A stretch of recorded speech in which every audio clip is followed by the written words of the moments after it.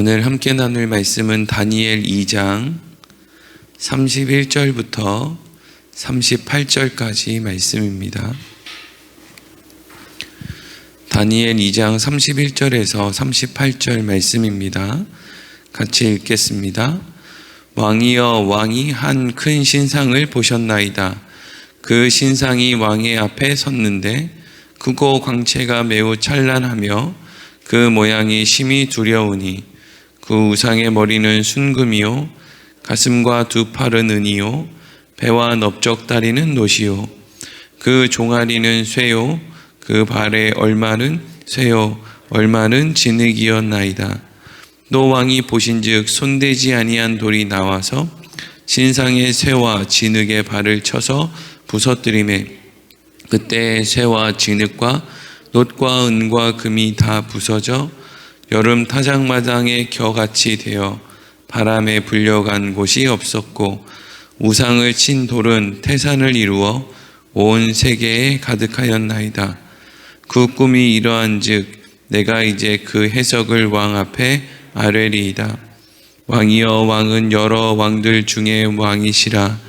하늘의 하나님이 나라와 권세와 능력과 영광을 왕에게 주셨고 사람들과 들짐승과 공중의 새들 어느 곳에 있는 것을 막론하고 그것들을 왕의 손에 넘기사 다 다스리게 하셨으니 왕은 곧 그 금 머리니이다.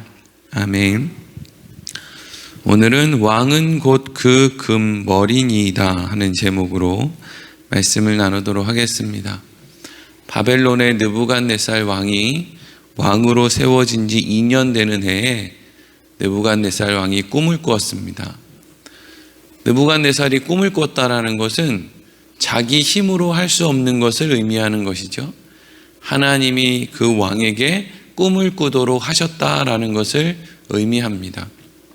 이 세상의 역사는 하나님이 주관하는 것이지 결코 인간이 주관할 수 있는 것이 아닙니다. 인간은 자기 스스로 밤에 꾸는 꿈 하나도 자기 스스로 꾸게 할 수도 없고 또 꾼 꿈을 해석할 수도 없고 그리고 심지어는 내가 무슨 꿈을 꿨는지 그거 기억하기도 어려운 것이 인간의 모습입니다. 느부갓네살 왕이 바벨론의 지혜자들을 불러놓고 내가 무슨 꿈을 꾸었는지도 맞추고 그 꿈의 내용도 맞춰라 이런 이제 명령을 합니다. 어떻게 보면 느부갓네살 왕이 이런 명령을 한 이유가 자기가 꾼 꿈의 내용을 이 사람들이 바르게 해석하는지를 어떻게 확인해 보기 위해서 느부갓네살 왕이 꾼 꿈의 내용도 맞추고 또 해석도 해라 이렇게 이야기한 것으로 생각할 수도 있지만 또 한편으로는 느부갓네살 왕이 어떤 꿈을 꾸기는 했는데 그 꿈이 너무 무섭고 막 너무 어렵고 처음 꾼 꿈이고 이러다 보니까 그 꿈의 내용을 잊어버렸을 수도 있어요.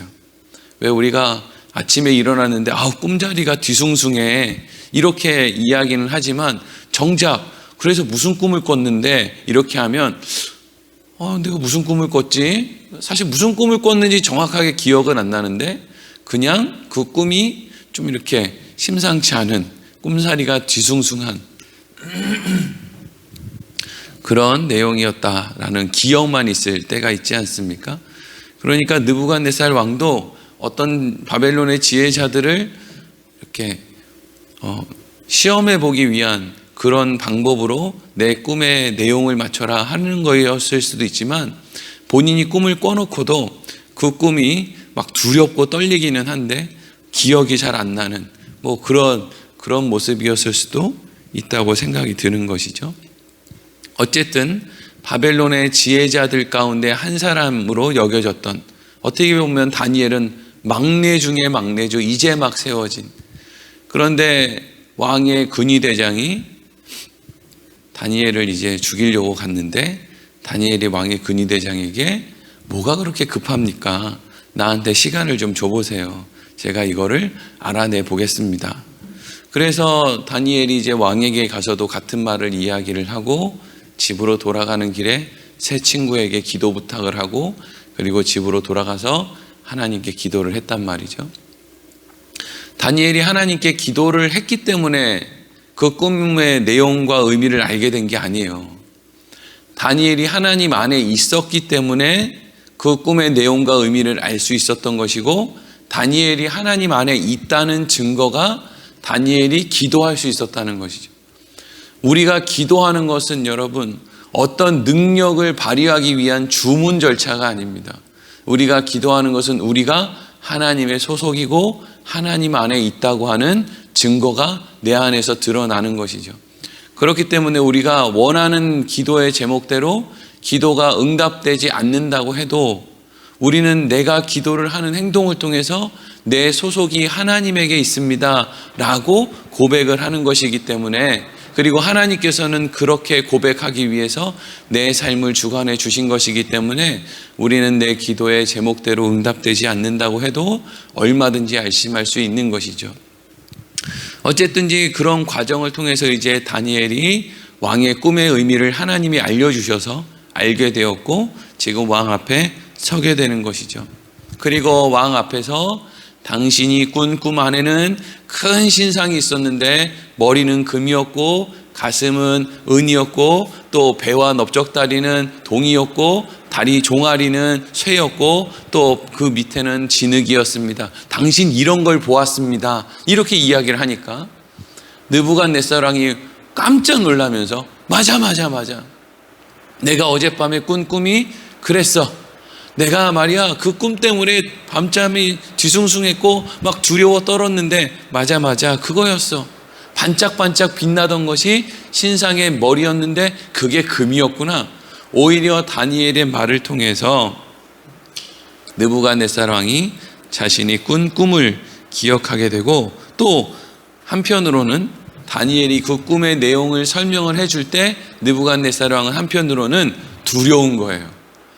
아니 내가 바벨론의 지혜자들에게 그런 명령을 하기는 했지만 내 꿈을 나보다도 더 잘 아니 도대체 이 다니엘은 어떤 사람인가. 오늘 31절 말씀 우리 같이 읽어보겠습니다. 시작. 왕이여 왕이 한 큰 신상을 보셨나이다. 그 신상이 왕의 앞에 섰는데 크고 광채가 매우 찬란하며 그 모양이 심히 두려우니. 아멘. 왕은 큰 신상을 보셨나이다 라는 말을 느부갓네살 왕이 듣자마자 아마 다니엘보다 자신이 한없이 작고 연약하다는 걸 느꼈을 거예요. 그런데 그 신상을 보았는데 그 신상의 모양이 심히 두려웠다라는 것이죠. 우리가 과거에 만들어진 예를 들면 만리장성이라든지 또 이집트의 피라밋이라든지 또 우리나라에 있는 무슨 첨성대라든지 이런 이제 건축물들을 보면은요,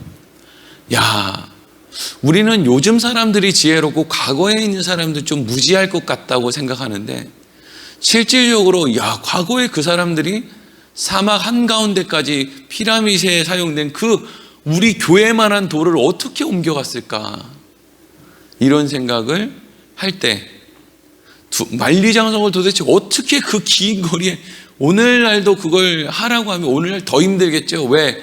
땅을 사야 되는데 땅을 살 돈이 너무 많이 드니까요. 도대체 옛날엔 그걸 어떻게 했을까, 그런 생각을 할 때마다 대단하다 이런 생각, 어떤 위엄, 365개의 돌을 사용해서 첨성대라고 하는 그런 건축물을 지은 우리 과거의 조상들의 모습을 볼 때마다 대단하다, 어떻게 이렇게 할 수 있었을까, 이런 이제 생각을 하게 된단 말이죠. 느부갓네살 왕이 커다란, 당시의 건축물로는 그렇게 큰 신상을 만들지 않았던 그런 커다란 그 신상의 모습을 보았을 때 당신은 매우 두려워했습니다. 이렇게 이제 이야기를 했다라는 거예요.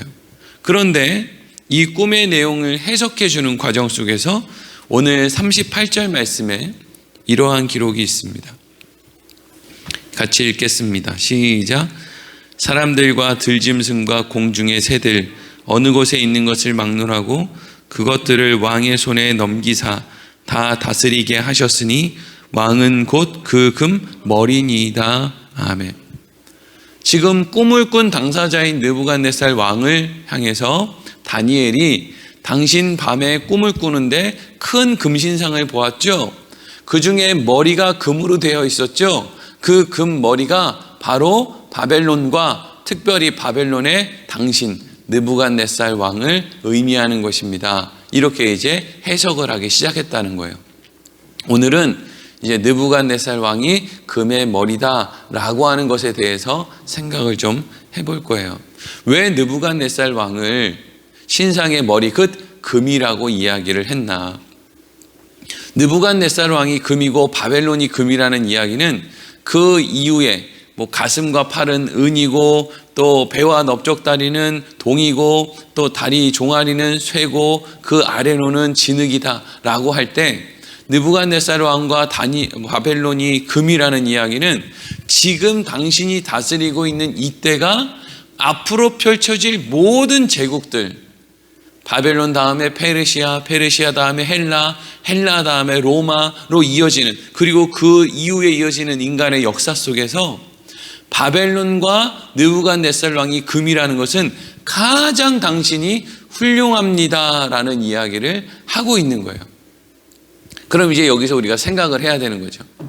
왜 하나님께서는 금신상의 머리를 느부갓네살 왕으로 바벨론으로 이야기를 하고 있을까? 왜 이 바벨론이라고 하는 나라, 느부갓네살 왕이 통치하는 나라를 가장 훌륭하고 마치 금과 같은 나라라고 말씀을 하셨을까? 우리가 이것을 잘 이해해야 되는 것은, 여러분, 인간이 사는 세상은 누가 좋고 누가 덜 좋고 하는 것이 없죠. 다 악하죠. 다 악해요. 요즘 뉴스만 틀면 얼마나 사람들이 악하고 도대체 이해할 수 없는 범죄들이 얼마나 많이 있습니까? 그러니까 바벨론이 그렇든 페르시아가 그렇든 헬라든 로마든 다 악한 나라죠. 별 볼 일 없는 나라죠.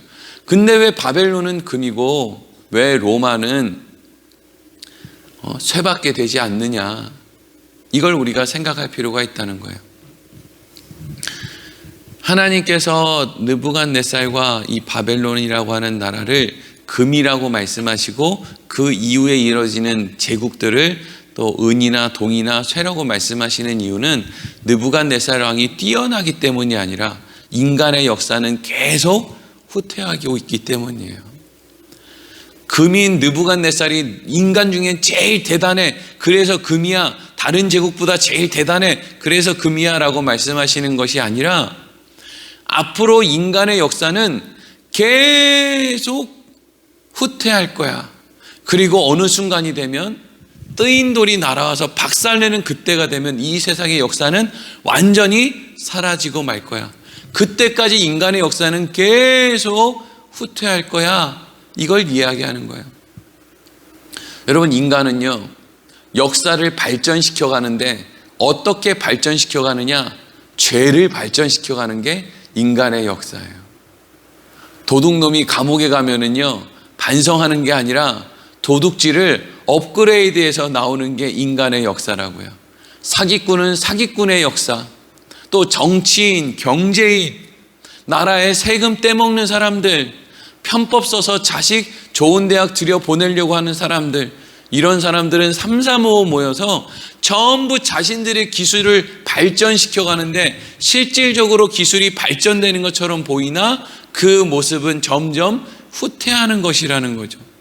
그래서 하나님께서는 다니엘을 통해서 말씀하시는 거예요. 지금 세워진 바벨론이 앞으로 세워질 모든 제국보다 훌륭한 것은 바벨론이라고 하는 나라의 실력이 뛰어나기 때문이 아니라 앞으로 나타나는 모든 인간의 역사는 그 앞선 인간의 역사를 통해서 배워서 더 악해질 것이기 때문이야 라고 이야기를 하고 있는 것이죠. 그래서 하나님께서는 아무도 손댄 적이 없는, 누구도 던진 적이 없는 그 도대체 정체를 알 수 없는 뜨인 돌이 나타나서 그 돌이 악할 대로 악해진 그 마지막 그 나라, 점점 후퇴하니까 마지막 그 나라는 얼마나 악해져 있겠습니까? 그 악한 나라를 향해서 뜨인 돌이 날라와서 그 모든 것을 와장창 무너뜨리는 그날, 바꿔 얘기하면 예수님께서 재림하시는 그날, 이 세상의 모든 것은 다 사라지고 그 뜨인 돌이 오히려 태산을 만들어 예수 그리스도께서 통치하시는 영원한 하나님 나라에서 우리가 살게 되는 것이다 라는 것을 지금 이야기하고 있는 것이죠. 그런데 이 모든 인간의 역사는 누가 만드신 것이고 주관해 가시는 것이냐? 오늘 37절 같이 읽겠습니다. 시작. 왕이여 왕은 여러 왕들 중에 왕이시라. 하늘의 하나님이 나라와 권세와 능력과 영광을 왕에게 주셨고 아멘. 앞의 이야기는 어떻게 보면 다니엘이 느부갓네살 왕한테 이야기를 할 때 느부갓네살 왕의 입꼬리가 올라갔을지도 모르겠어요. 왕이시여 왕은 여러 왕들 중에 왕입니다. 이 바벨론 제국의 통치자입니다.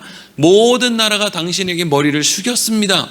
여기까지는 뭐 듣기 좋았겠죠? 그런데 이어지는 말이 뭐예요? 그런데 당신이 이 땅에 있는 왕들 가운데 왕이 될 수 있었던 것은 하늘의 하나님이 나라와 권세와 능력과 영광을 당신에게 주셨기 때문입니다. 이걸 인정하는 것이 여러분 그리스도인이에요. 이걸 인정하는 게 그리스도인이라고요.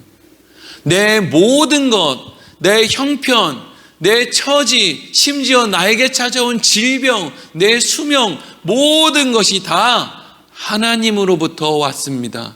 하나님이 나에게 주셨습니다. 라고 고백하는 것이 그리스도인의 삶이에요. 그래서 우리들은 억울한 게 없어요. 왜? 그 상황을 허락하신 것도 하나님이시기 때문이죠. 하나님께서 다니엘을 통해서 바벨론 왕 느부갓네살 왕에게 네가 왕 노릇하고 있지만 그 왕의 권세 영광은 하나님이 너에게 준 것이다 라는 것을 가르쳐 주셨어요. 지금 하나님께서는 그럼 왜 다니엘을 통해서 이런 제국의 역사를 가르쳐 주셨고, 그리고 그 모든 제국의 역사 제일 꼭대기에 있는 느부갓네살 왕의 권세를 하나님이 주셨다는 걸 지금 이렇게 직접적으로 설명해 주고 있습니까? 그 중심에는 바로 아직 바벨론으로 끌려오진 않았지만 지금 남유다 땅에서 망해가는 그 현장 속에 있는 남유다에 있는 하나님의 백성들에게 하나님께서 미리 바벨론에서의 삶을 준비해 놓으셔야 됐기 때문이죠. 남유다에 살고 있었던 하나님의 백성들이 나라가 망하고 포로가 되어서 바벨론에 끌려왔는데 모든 자유는 빼앗겼는데 뭐는 빼앗기지 않았습니까? 하나님을 믿는 신앙은 빼앗기지 않았어요. 왜 빼앗기지 않을 수 있었을까요? 하나님이 다니엘을 통해서 이미 다 만들어 놓았기 때문이죠. 느부갓네살 왕에게 하나님이 살아계시다는 걸 분명하게 말씀해 놓으셨기 때문이죠. 그래서 모든 것은 바벨론의 법대로 하나 이스라엘에서 남유다에서 끌려온 사람들에게 있어서 하나님을 믿는 믿음만은 결코 그들이 손댈 수 없었다는 것이죠. 얼마나 놀라운 일입니까? 이게 여러분 우리의 인생이에요.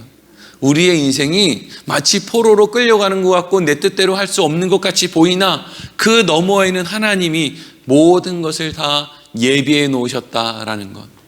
남유다를 온전케 만들기 위해서 하나님만 의지할 수밖에 없는 삶으로 하나님이 밀어 넣으셨다는 것.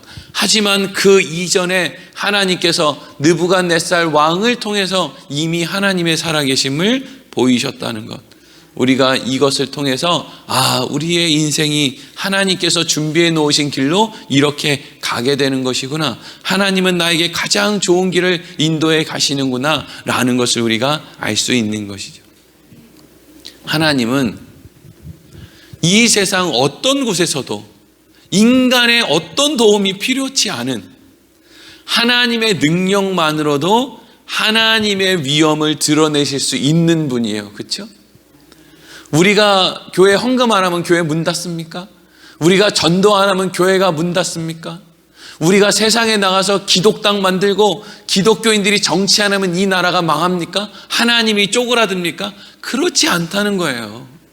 하나님은 어느 곳에서나 바벨론에서는 바벨론에서의 하나님의 위엄을 나타내셨고 이전에 블레셋의 그 우상이 있는 곳에서는 블레셋 그 신전에 있는 우상을 전부 다 깨부시면서 누구 하나 하나님의 일에 간섭하지 않았는데 하나님은 철저하게 하나님의 위엄을 스스로 드러내셨다라는 것이죠. 하나님은 인간의 인생의 주관자이시고 스스로 모든 것을 하실 수 있는 분이세요. 그렇기 때문에 우리는 그 하나님을 알아갈 때 결코 교만해질 수 없는 것이고 낙심할 수 없는 것이고 하나님 안에서 풍성한 은혜를 누리며 살아갈 수밖에 없는 것이죠. 오늘도 그러한 마음으로 하루를 살아가게 되기를 간절히 소망합니다. 기도하겠습니다.